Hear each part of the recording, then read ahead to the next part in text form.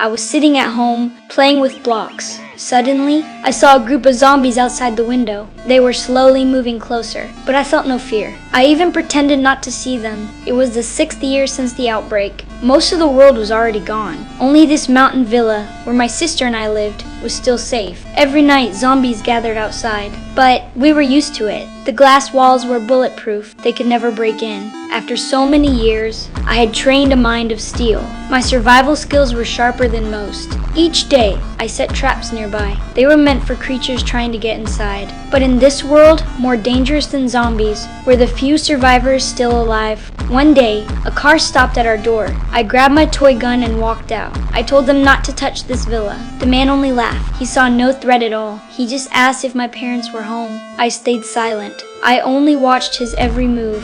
When he got no answer, he left. But he didn't know. The gun in my hand wasn't a toy. It was a modified tranquilizer gun.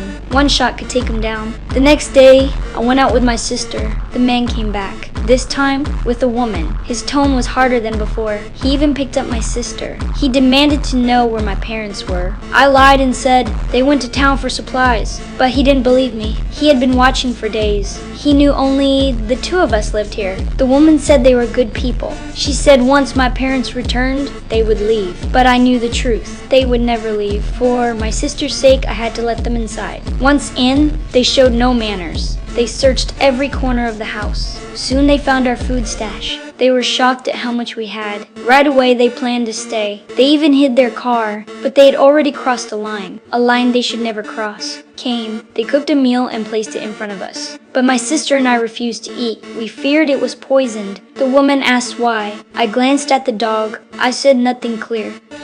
It will be over before you know it.